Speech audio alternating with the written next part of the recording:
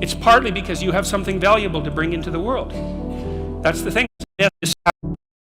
You know what, the other thing people are doing, if they're trying to drag you down something that's pristine and good, then they demonstrate to themselves that there is no true ideal and that there's no necessary reason to be responsible and to strive forward. There is inequality. What that means is there's always going to be people around that are better at something than you are. And that's a problem, because you can get jealous and you can get bitter and you can get resentful, and worse, you can get hopeless. You need an ideal because you have nothing to aim at, but an ideal is a judge, and you always fall short of the ideal. So how the hell can you have the benefits of having an ideal without having the crushing blow that goes along with having the judge that always regards you as insufficient? You need a goal, but we don't want to let your distance from the goal crush you. So you got to set up a goal, and then you got to make the goal, break the goal down into parts so that you can move towards it, and you have a fairly high likelihood of doing it. So that's a bit of practical, I wouldn't say advice, because it's better than advice. It's some practical knowledge about how to go about achieving an aim. Set a high aim, but differentiate it down so you know what the next step is, and then make the next step difficult enough so you have to push yourself past where you are, but also provide yourself with a reasonable probability of success. You really have to stop comparing yourself in some ways to other people. And the reason for that is that the particularities of your life are so idiosyncratic that there isn't anyone really all that much like you, because the details of your life happen to matter. And so maybe you compare yourself to some rock star or something like that, and the person's rich and famous and glamorous and all that, but they're alcoholic and they use too much cocaine and they've had 3 divorces, and it's like, how the hell do you make sense out of that? Is that someone that you should judge yourself harshly against or not? The answer is you don't know, because you don't know all the details of their lives. And who do you know that you can compare yourself to? That's easy. You. Yesterday.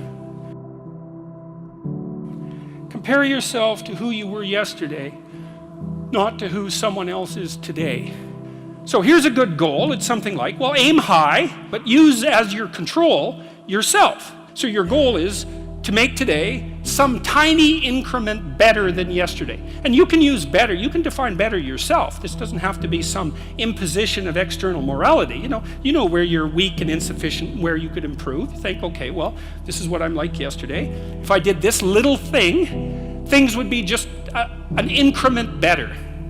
That's a great thing, because you get the ball rolling, and incremental improvement is unstoppable. You can actually implement it, and it starts to generate Pareto distribution-like consequences. It starts to compound. Then you have your goal, and then you think, well, I need to move towards that incrementally, because I'm kind of useless and can only do so much, and maybe not even that. But all I have to do is be a little bit better than my miserable self yesterday. To listen to your resentment is one of the best things you can possibly do. You have to admit that it exists first, and then you have to admit to the fantasies that it's generating, and you have to admit to what you would regard as the way out of it. So that's all very difficult, because it means learning things about yourself that you probably don't want to learn. But resentment only means one of two things. It means either like shut the hell up, grow up, quit whining and get on with it. That's one thing it means. Or someone is playing the tyrant to you, might even be you, and you have something to say and do that you should say and do to put it to a stop. One of the general rules of thumb about how to be successful is to confront things that frighten you forthrightly and with courage.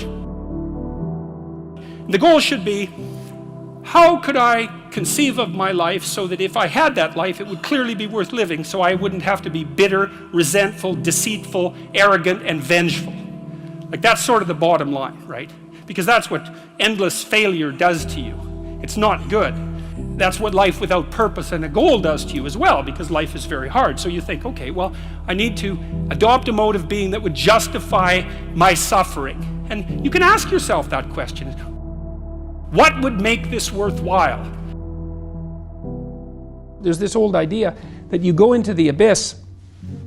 It's an idea that you can gaze into the abyss. You gaze long, and what you find in the abyss is a monster. That's the dragon at the bottom of the abyss, let's say. That's Satan himself, for that matter. But if you go into that as deeply as you can, what you find is you find your fragmented father in a comatose condition. in a desiccated and separated condition. And then you revivify that. Well, what does that mean? It means something. It means that if you look in the darkness, you find the light. That's one thing it means. And that the light really stands out against the darkness, but that the light is to be found in the darkness. So that's a very interesting thing. That's a quest narrative. But it means more than that. It means something fundamental. So we know, for example, that if you take yourself out of your current state of predictability and safety, and you put yourself in a new situation, you'll learn, right? You'll incorporate new information. So that's a cognitive issue. But that isn't all that happens. What happens is that new genes turn on within you and code for the production of new proteins. And that happens neurologically. New parts of you turn on. And so the idea is that if you can move yourself out into the world and push yourself out against a maximum array of challenges, more and more of you turns on. And then the question would be, well, what would you be if all of you that could be turned on was turned on? And the answer would be, you would be the resurrection of the ancestral father. That's what you would be. And so that's why Christ says, I am the way and the truth and the life, and no one comes to the Father except through me. What that means is that if you take on the unbearable burden of being voluntarily, then that transforms you into the ancestral father. And that's true. And so that's unbelievably optimistic. It's so interesting because it's dark beyond belief. Well, the world is characterized by suffering and by malevolence of a depth that's virtually beyond comprehension. But if you choose to comprehend that, what you discover in that is the light that destroys the darkness. And that's really something to discover. There isn't a discovery that's more profound than that. That's the search for the Holy Grail or the Philosopher's Stone, all of that.